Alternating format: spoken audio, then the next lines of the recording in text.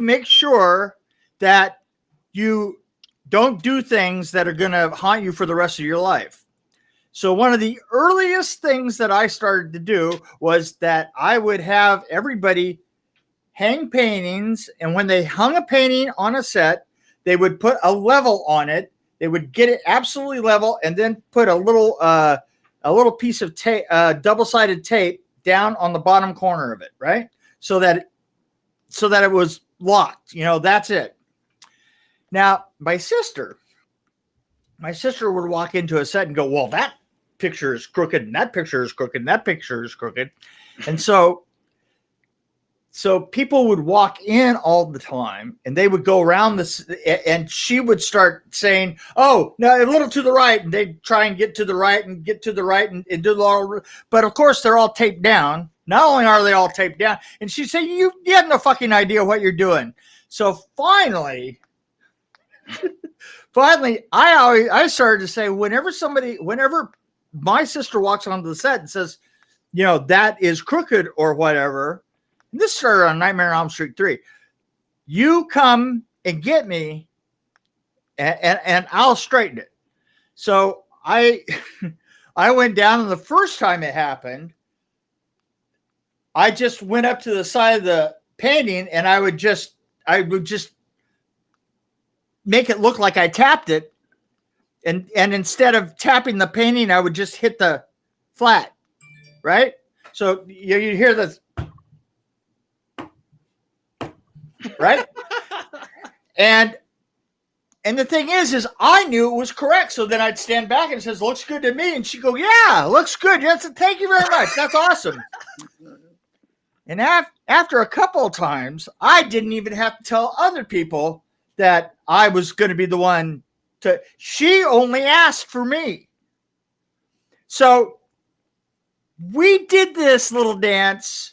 And we didn't always work together by any means. I mean, but every time we did, sure enough, for 30 fucking years, every time we did, she would come to find me no matter where I was. She would pull me out and say, look, I've got a crooked picture on the set over here.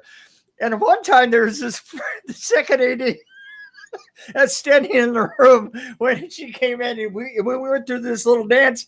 And I adjusted like 3 of the pictures in the room, right? And she walks out. I started to walk out, and the fucking first AD almost fell over laughing. And he looks me out. He goes, "Really, really, you do that all the time?" I go, oh yeah, that's a thing for sure. And he totally slammed and caught me. So, hey, yeah. Mick, who's that guy? Oh. This is Jordan Downey. And Jordan Downey is the director of probably one of my favorite turkey-based films. One of the only turkey-based films. One of the only turkey-based films, but we don't need to go. We don't need to go into that. A certified Jive turkey himself. He absolutely is. This is the director of that gave us that. I'm trying to say, because it's the art, it's the the shitty turkey film, Thanksgiving. I love that. and Thanksgiving 2. Oh, 3. And 1 and 3, right? Thanksgiving 3. That's right. By the way, Jordan, I wrote a book called Behind the Screams. Right? Okay. You may not know this, but you should. It was about Nightmare on Elm Street 4. Okay. And I am now writing one about Nightmare on Elm Street 3, and it's called Behind the Scenes 3. I love it. So it kind of goes with what you're doing. And when people ask, I go, well, I didn't do the second film, just like New Line shouldn't have done the second film either. Oh! Stab. So I'm right there with you. I love that. I love that. Not that I wanted to get out that there isn't a second Thanksgiving. but there may not be. You don't know. There is a cover. There is a CD. There's a case. poster. There's a case. Yeah, we did have to design a good amount of stuff for that. That's free. I thought it was free money. As you know, it's easy to make a joke about a movie or TV show within a movie, but then the art department that has to actually create that, it's like it's a whole nightmare. Yeah. Trailers too. What the fuck? Right. Yeah, exactly. Exactly. But you got away without doing a trailer for it. Yeah, we didn't. Yeah, you're right. We didn't. We did shoot some footage that looked purposely even worse than the actual footage, and some really cheap props we made out of cardboard and things. But yeah, we didn't actually have to do a trailer or anything like that. That's great. But did you make any money off of the second one? The third one did not do that well. No, to be honest, because we had a lot of, one, it was a Kickstarter thing. Gotcha. Which right. Now I think there's, with, why am I totally blanking on the fan service that did Mandy? We'll think of it. Where Kickstarter type service where you can actually get a piece of the profit if it makes money or whatever.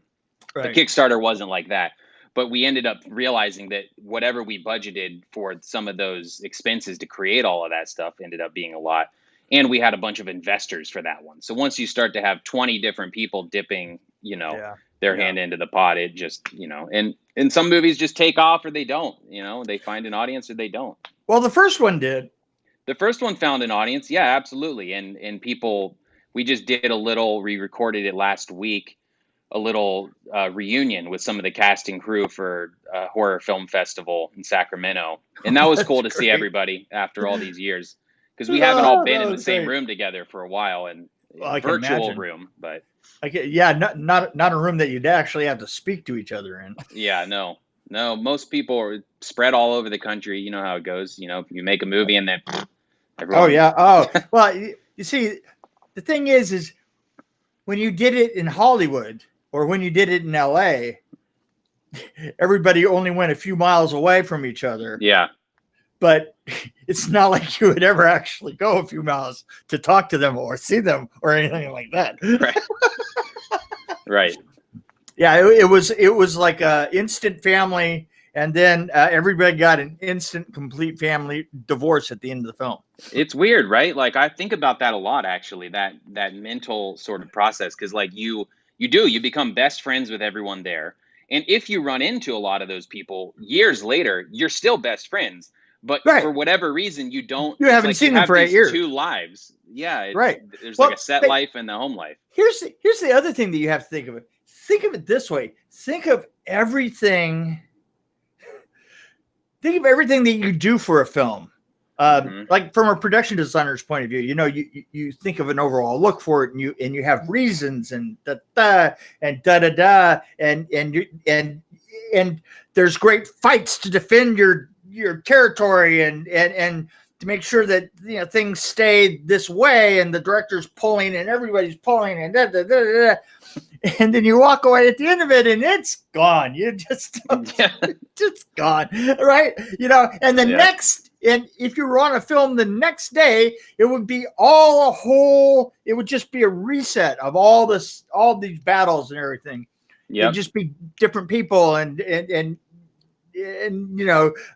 different circumstances and different film. You have to think about that in Hollywood, particularly, is because we don't ever go that far from each other, but next week we're on different planets. Yeah. And so many of those battles boil down to bullshit that doesn't actually make a huge difference. Now this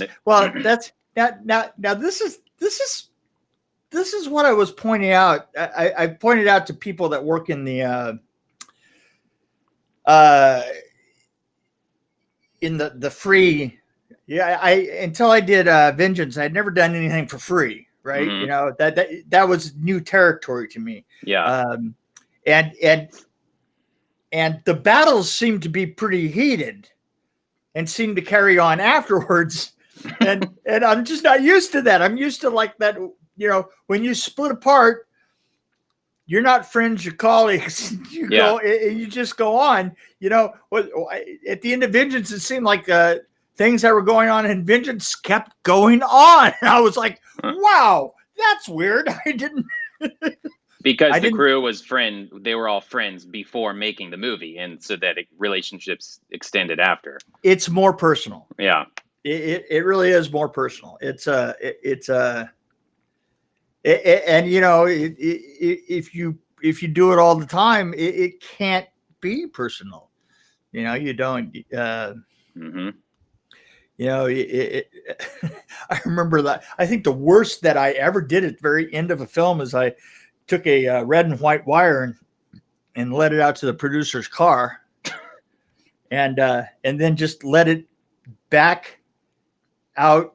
You know, it like went 150 feet, and then I left a little sign there that said, "Ha ha ha, fooled you," at the end of it.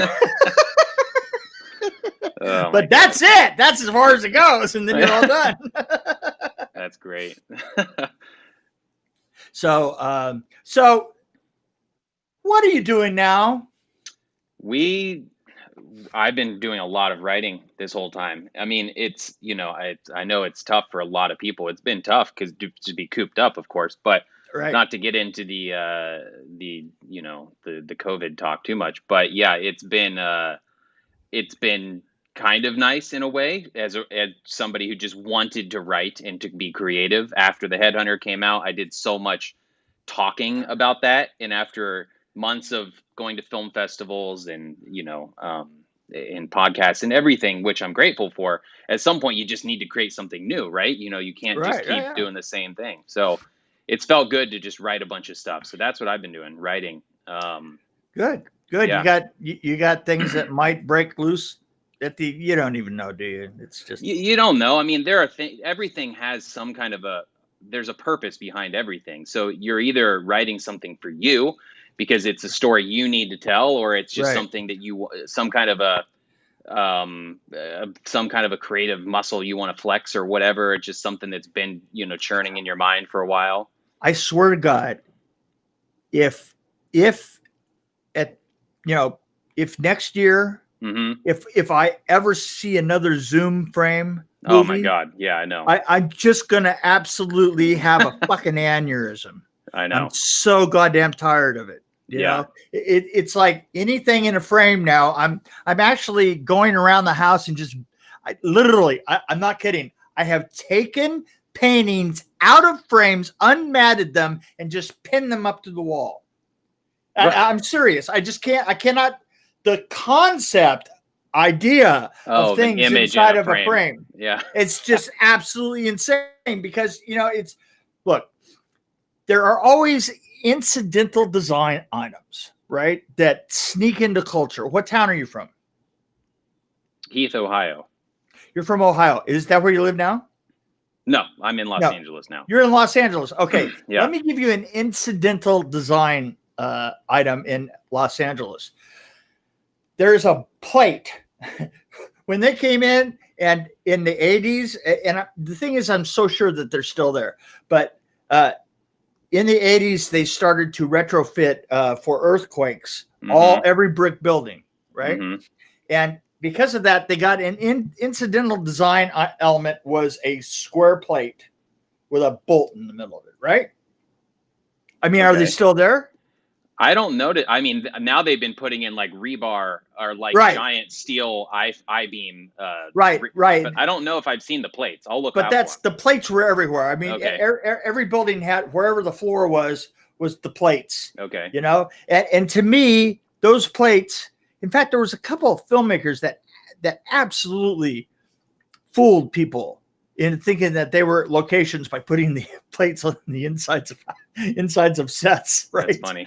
It's like incidental design, you know, and to me, the square frames that we have all, and not for podcasts, but I mean, you know, for every freaking film, like everything. Like it's everything. It's like everything that is recent, that is television related.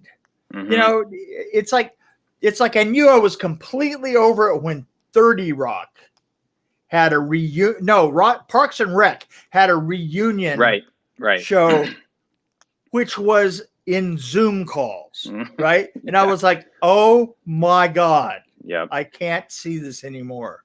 I know. And it's weird. I've actually found you'd think that, you would binge infinite amounts of movies that you haven't seen before. But I've actually found during this process, I haven't been watching as many movies and I mean, probably some TV, but not as many movies as normal. And maybe some of it is just the psychological worn down aspect of what you're talking about. Here's my thing is that I've had to watch things with my wife, right? Which is a pretty narrow parameter. Yeah. Right. Come on, it's like I'll watch anything, which is the problem because she will watch nothing. Yeah, you got to find that. So I swear, literally, it's when I find anything that she will watch, and it has to be G-rated, and then it has to be a little dumb too. And I'm not saying that my wife is one of the smartest creatures in the world. She really is. She's an incredible artist, but she just doesn't want to watch anything. I mean, we have watched just about every 40s comedy that has come. I mean, all the way out to like just really obscure. We have watched every one of the Charlie Chans. I mean, I now can tell the difference between all three. Sidney Toller and all the different Charlie Chans, right? It's like, oh God. But that's where we can draw the line. Yeah. That's funny. So you're just writing away and writing away, and in the process too, it's like I find too that what helps me as I write is starting to put some visuals together too. So I'll put together visual decks, just kind of like a pitch deck, director's deck thing. With making my own. I'm pretty well versed in Photoshop, so I'll mock up posters and concept art if I get a specific shot in mind that feels like a very iconic moment from that movie. Storyboard. You don't do animation, do you? Not animation, no. Right. No, we have an animation project going. Oh, cool. We're compiling stories that have been told to me, and I've told to others, and gone through. Like, I've got huge, vast quantities of interviews, and so we're just taking little pieces out of it that represent behind the screen stories and kind of animating them. And that's cool. I love the idea. See how that goes. Yeah. No, it should be a lot of fun because they have my own unique voice. Yeah, literally. If you play the characters too, I'm everything. That's funny. So, do you think your next project is going to be a movie or? Well, yeah. I mean, we did have a TV show concept we were pitching that got pretty far along. We'll see where that goes. I think things slowed down around COVID, but I think it'll be a movie. Yeah, and I'm kind of coming up with some things. There's basically a few different scripts that hit at different levels, right? So there's some of the stuff that you go through the typical quote unquote Hollywood system studio route where agents and managers submit and you try to get you get a production company, a studio attached, you attach actors, you go through that whole process. Or then I like to also have projects that are scalable so that you could go out and make it on your own. And maybe you end up wanting to make it for something that you could literally make for $50,000 or $1 million. And that anywhere in between, it just is how expansive are the sets and the costumes and the and the look. But I find like after the Headhunter, it's like if we made $1 million version of the Headhunter, I don't know that it really would have been that much different. Like, would it have been 10 times more successful or grand? I don't think so. You know what? I think projects like Headhunter kind of stand on their own. I mean, they everything they used to make that looked so so gritty and just Mhm. correct for it. Yeah, like you said, you liked the bucket of blood. I remember. I swear to God, I was just going to say the bucket of blood. I That's really funny. was. I really was. I was going to say I still think about that bucket of blood and think of what it would take to get that layer of. See, I like looking at that heavy of a layer. You know, it's cool stuff. Yeah. TJ, join us. Oh, he's not even here, is he? What are you talking about? Okay. I'm here. See, I have a question. Did you see that movie? Nope. Oh, you didn't? I read a bunch of articles about the lead up to it, and I went back today and went through a bunch of pictures of it. But okay, let's. I'm going to put you on the spot. Did you watch Thanksgiving? Yes, but it's been a bit. Did you watch Thanksgiving 3? Yes, but it's been a bit. Really? Yeah. Been a bit. Okay. Because I have some questions about Thanksgiving 3. Yeah. Bring it on. And I wonder if this is a problem. It probably is. It probably is. Here's the thing. If you had brought that to me as a production designer, Mm-hmm. I have to tell you, I love the look of the house. Uh-huh. I mean, it's very I don't know what Roseanne was the reference, kind of. It really is. It really is Roseanne. But I have a beef with with all the puppets. Okay. And here's my problem. Did you get lost because your turkey was a puppet? Because here's and hear me out. Mm-hmm.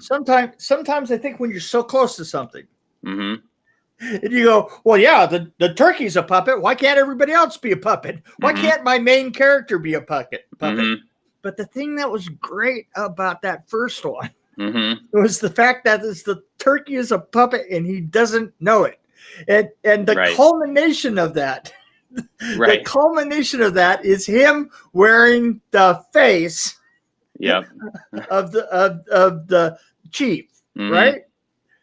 Which to me, it was just, I mean, first of all, the fact that a turkey that is a puppet is obviously just wearing the face of a puppet. Right. Exactly. It sort of has a kind of screwed up meta kind of feel to it, right? Yeah, I think you hit the nail on the head. That is exactly after the first one. And we didn't know it until after the project was complete. But what you're talking about is like, if Thanksgiving 3 doesn't work as well for the same audience as the first one did, it's because, we said after the first one. You said, now we're going to have puppets, right? Yeah, I mean, and I love and respect the hell out of like Jim Henson and just and in general, all the Muppet puppet type stuff of the 80s and 90s. I love it so much. The Dark Crystal and Labyrinth. I loved those movies. Right. And I also loved the idea of what Peter Jackson did with Meet the Feebles, where you've got that NC-17 R-rated vulgar version of those things. Right. And so I think a combination of that childhood passion plus knowing that the first Thanksgiving, that the turkey was what everyone loved and what we loved and brought so much humor. We made the critical error of thinking, well, more of that will mean more better, and that doesn't always make the case. So, I swear it just, boy, when I saw that come in, I honestly kind of went, Yeah. Because even the part of the house at the beginning with his wife and the kid still didn't go too far. You know, it was stretching it.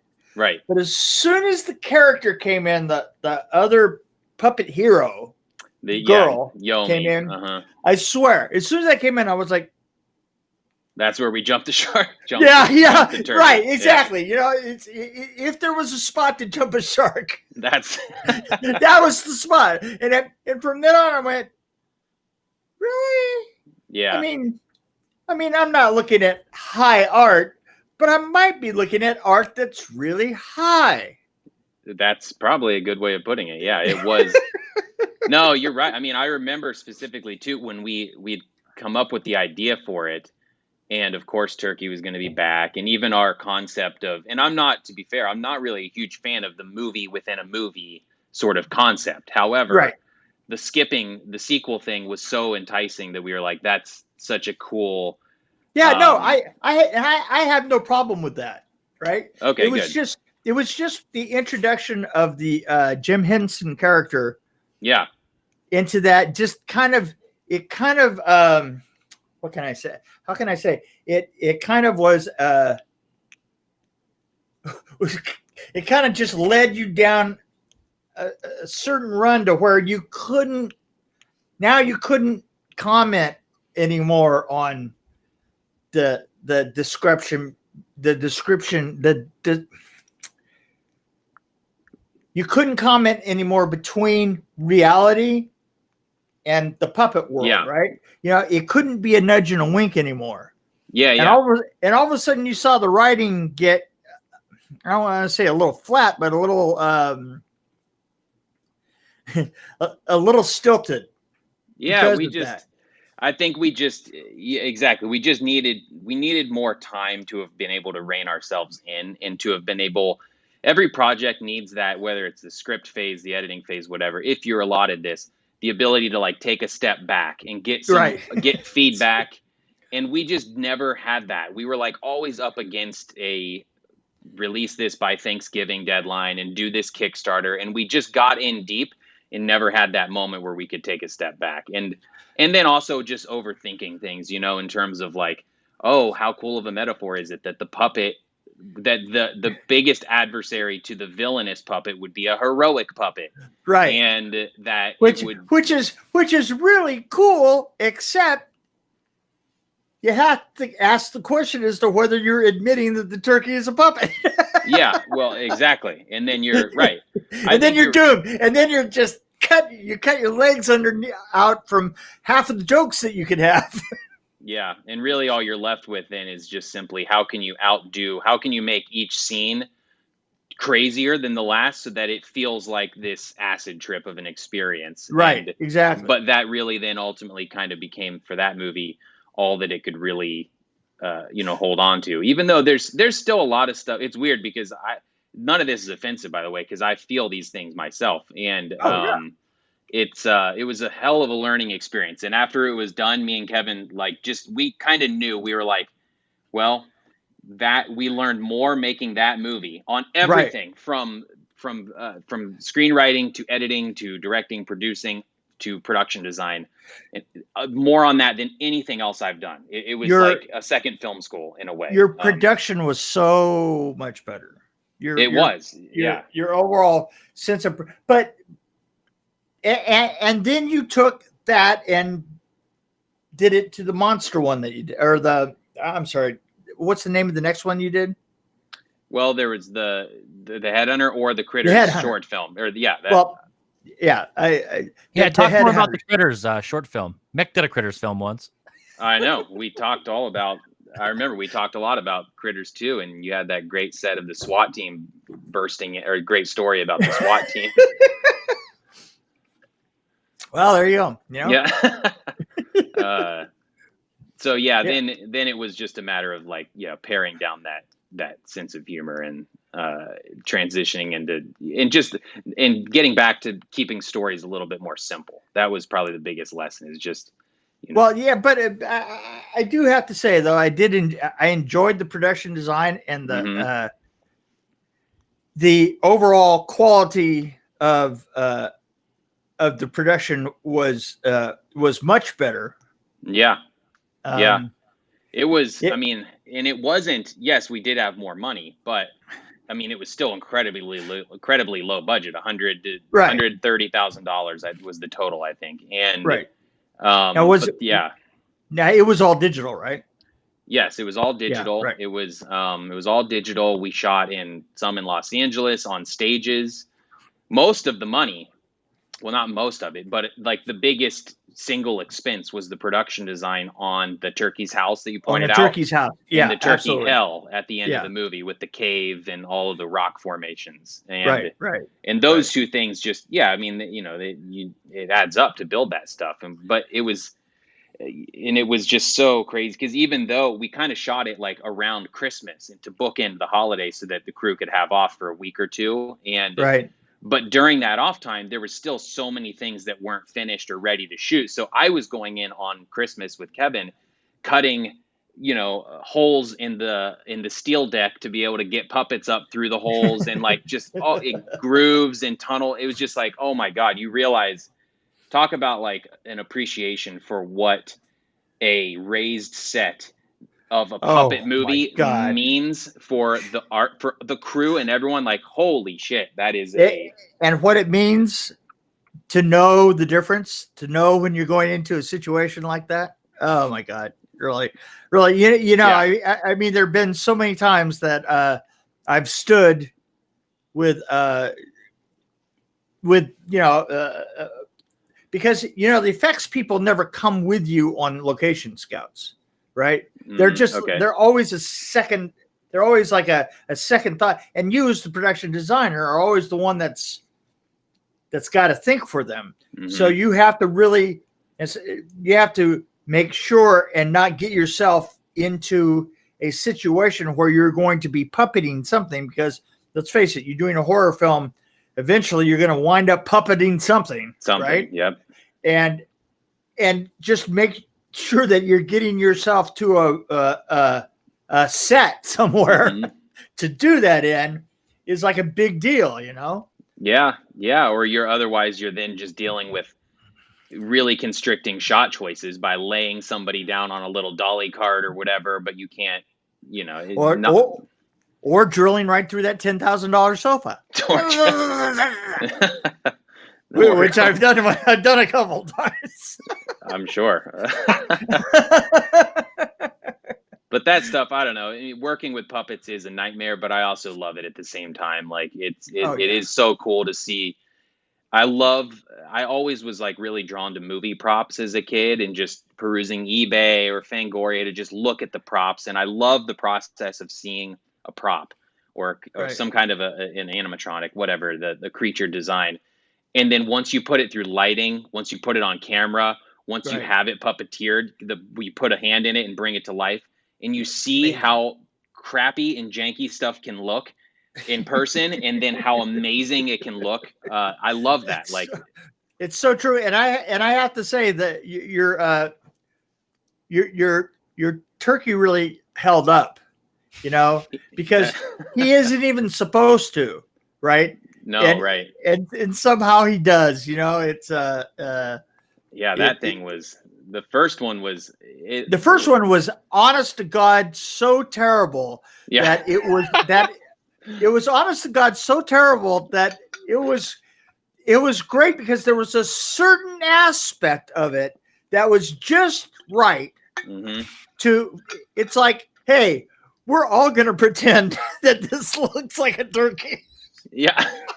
It looks nothing like a turkey. It looked nothing like a turkey, right? But we're all going to pretend. And the great thing is that after a while, the fact that you become a participant in it,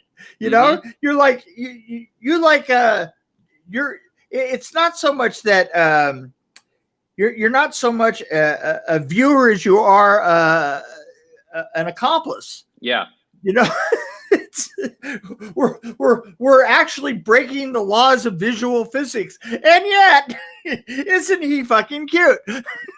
I know, and it's funny that you see so little of him too. Little of him, just from neck up, basically, because it was just a sleeve that. So much of it was a perfect. The first one especially, a perfect combination of like planned silliness and over the top humor and accidental first-time filmmakers making mistakes, and me building that turkey puppet. So I'm just sculpting this thing, and then I'm not thinking about, that has to go on my hand. So therefore, it probably needs to have enough diameter to fit on an arm. And after you make it, then realizing, this is kind of tight. So having to like put lotion on your arm to like jam this. turkey puppet on every time and walking I'll tell around you, with it. And the scene, I still can see in my head, and I see it every once in a while. I see the scene of the turkey with the sheriff's face. yeah, I know. It's burned into my face, into my eyes, because the thing is it was just good enough Yeah, to actually sell the idea. right. And there was a little bit of that accomplice kind of thing in there that you were letting yourself. Right. It's just, and that was a little nod to some of your history too, with the Texas Chainsaw Massacre, and the face swap and just playing up on all the horror tropes from some of the iconic rule. All the times, Lord knows I've been there. Exactly. You've seen a number of faces on faces in your life. Yeah, faces on faces. Oh, that's true. There's a book title for documentary title right there. Faces on Faces. Part 3, because then it matches. Yeah, right. That. There you go. Huh? I wanted to ask you about that actually, Mick, real quick while we're on this. That trailer, I heard you talk about it with the director, with Jeff Burr, on one of your episodes. But the trailer for Texas Chainsaw Massacre 3. Right. I'm glad you guys mentioned it, because that's my favorite trailer of all time. Like, everybody's hands down. It's absolutely amazing. Everybody's. And here's the thing that you have to realize about that. People ask me about that all the time, but think about this. The trailer was released in 1989, and we didn't make the film until we had this conversation with David Chow last week. Right, we did. Oh, right. Okay. David and David Chow. All of us, I think David Chow was there when they did that, but it wasn't until 2 years later that we actually made the film. In fact, I have seen credits on that film. I've seen them say 1990, right? All the way up to 1993, right? And I know that it was closer to 93 than it was to 1990. But I know that trailer dropped in 1990. Yeah. Huh. And it was really kind of a surprise, because we didn't even know that New Line Cinema still had the property. Yeah. Maybe the trailer was a way of retaining the rights or something. Maybe there was some business loophole involved, or. Ooh. Well, I think that it was, and I think it had a little bit to do with Freddy's Nightmares, because Freddy's Nightmares had used. I'm going to ask Graham that question, Mick. Yeah, go for it. I know that Freddy's Nightmares was close to that time. And Freddy's Nightmares was using who's the director of the original Chainsaw? Toby Hooper. Hooper. So I was working with Toby Hooper right around that time. Okay. On the TV series Freddy's Nightmares, where he did the first one. Okay. He did the first episode. And what a weird person to work with. Whew. God, I'm telling you. I do a really great imitation of Toby Hooper. Oh, I'd love to hear it. Because I've been there before, right? Yeah.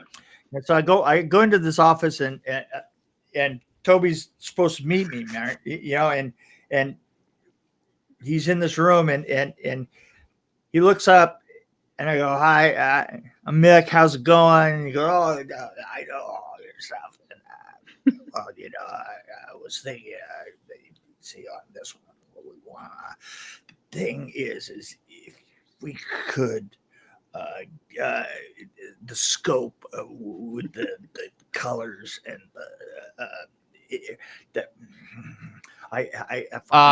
Mick, I have an answer to your question to why the trailer was released. Graham said it's because the release date was booked before filming even began. Oh, that would yes. There you go. But we didn't make that. We didn't make that release date. We didn't even get anywhere close. What? Then who made the release date? No. I mean, we didn't make it. We didn't get it done by then. We hadn't even started it by the time the first release date came. Oh Lord. Wow. No, that it was 2 years. 2 years before, and the thing is I was already making the sets and everything before Jeff Burr came on. Wow. It was kind of a mess, to tell you the truth. But that was Toby Hooper. That's great. I love it. Meeting with Toby Hooper. I mean, it was like I literally sat there for like 20, 30. I literally sat there thinking to myself, what is the shortest length of time that I could sit here and call this a meeting? and then just get up and go do whatever it was I was going to do anyway, because no coherent anything ever came out of his mouth. Not a word, not a thing. And I thought to myself that I literally walked out thinking that he was really, really, really high, but thinking to myself, yeah, but most of the people in this building are right now anyway. Yeah. And they all make sense. So. That's hilarious. Oh, well, it was the 80s. What can I say? Yeah. Well, that's cool that you got confirmation, a little backstory live on the air about the infamous trailer. Yeah, it's that trailer came out, and the thing that's great about it is nothing in that trailer. If you look at the mask, it's not the mask that we use. If you look at the chainsaw, it's not the chainsaw. The wardrobe is wrong, and everything. It is a great fucking trailer, though. Yes. It's the reason I love it. It's my second favorite is the Hills Have Eyes 2 trailer, which is where they sort of pick up the mutants are walking through the desert. They grab a rope and the camera is on the sled and you become the rope. Right. And it's dragging the audience through the desert. And I love those. And I'm dying to do one of these myself. The trailer that has nothing to do with the movie. It's footage shot just for a trailer purpose. It doesn't even necessarily match.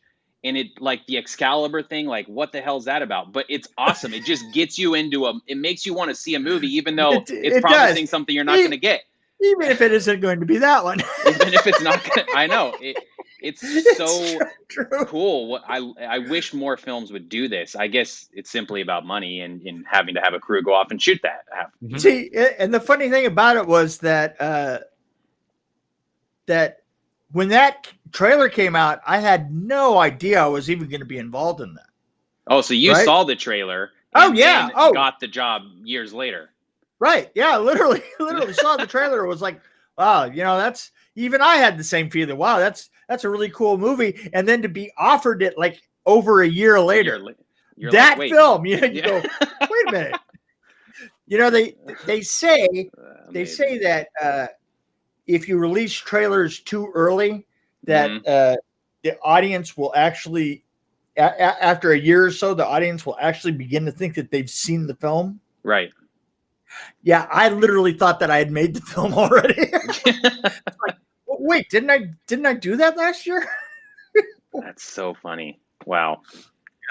Yeah. So well, that's cool little subplot there. But yeah, I mean, we wanted to do something like that for The Headhunter, actually, to shoot a standalone trailer that would be something similar. That's just kind of this bizarre, surreal kind of thing, but just didn't have the time to do it. Well, it's one of these days. It's hard to be more surreal than a turkey that wears somebody else's face. Yeah, that's true. I don't know if we'll ever top that or go back. You know what I love, and I got to hand it to you. And I know that I keep going back to that one scene, but that was a pretty hard concept to get across. You really did it. Yeah, it was, and because you did it at a point to where I was still struggling with the fact that was a turkey. Now you add a layer on top. And now you add a layer onto that the turkey is wearing the sheriff's face, and you're going, okay. I know, and it doesn't even look anything. I think Troy, who made that little mask, probably made the mask before we had cast Chuck, who played the sheriff. So it was just like, just sculpt some generic. And somehow it's also shrunk down to half the size of a human face, and he's tied a twine around the back of it in the process as well. Right. And like, it's so funny. At least on the number 3, you couldn't hear any generators running. So. Oh, I know that generator at the end of the night stuff. It's horrible. All the night stuff. Oh my God. And the sound guys actually got a good amount of it out. And we were like thinking this is unusable. But at the same time, our budget only allowed for so many 100-yard, we probably got about 100 yards tops, but we maxed out every extension cord that we had from my dad's garage. To get away from it. That was the furthest we could afford to get, basically, was the problem, is distance.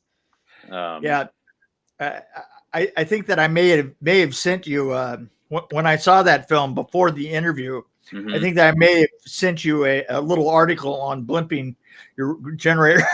You might have, yeah. I think I actually did, just to see if I could get under your skin. No, we didn't. Yeah, I'm well aware of the generator problem.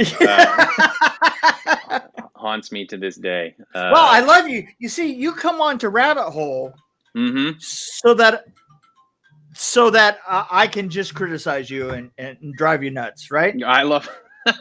No, none of it is. Look, you can't criticize. The Thanksgiving movies are almost like critic proof in a way. they really are. What they are. It's like I'm criticizing them too, and that's what I'm jealous. Having fun with it, That's what I'm jealous of. Is I want something that's so perfect because that's my sense of humor, right? Mm. Oh yeah, I can pick up. Yeah. Yeah, actually, yeah. So you know what, Jordan, we've had enough of you. Great. TJ sent me this little thing that says, "Oh, it's time, Mick." And so once again, you have come by to waste your time with Mick Strawn. Down the rabbit hole of wasted time. Of wasting time. Yep. And man, I love having you on. Anytime. This is great. This is absolutely great. Jokes aside, I love it. I love listening to your stories and listening to the other episodes. So I'm just excited to now be a fan. TJ, he actually listened to other episodes. That's great. It's nice to actually talk to the people that listen to our stuff. I love it. You just let people have it becomes a conversation. I love that there's not this like this system of a plan. It's just like wherever it goes, and it's fun to listen to for that reason. It's I'm anti-plan, as you may guess. The concept of the show started from a 2-hour interview I did with Mick, and he's like, "I like this kitty, let me talk." Yeah. And then he's like, "So what if we did a show like this every week?" And I was like, "We're gonna have to put a time limit on it then." He's like, "Okay, that's fine." So we first did like a couple episodes, and he like gave me crazy topics, and then I was like, "What if we just talk about your movies and bring your friends on?" And he's like, "Yeah, we'll talk about stories." So now we just do story time each week, and it's awesome. I love it. Well, hey, Jordan, thanks for coming on. I tell you what, there is something that I really want from you. And you're ready to go. Do me a favor and get a hold of us. Sure. And absolutely, we will spread the word, my friend. I would love to. Yeah, absolutely. You guys will be the first to know. Okay. Thanks a lot. All right, cool. Thank you, guys. Talk to you soon. We'll turn it over to TJ to finish us off. And thank you guys for listening to another episode of the RabbitHole Podcast. This is your host with the most, TJ Bowser, and a friendly reminder to go to projectlouder.net for all of your podcasting needs. See you guys next week.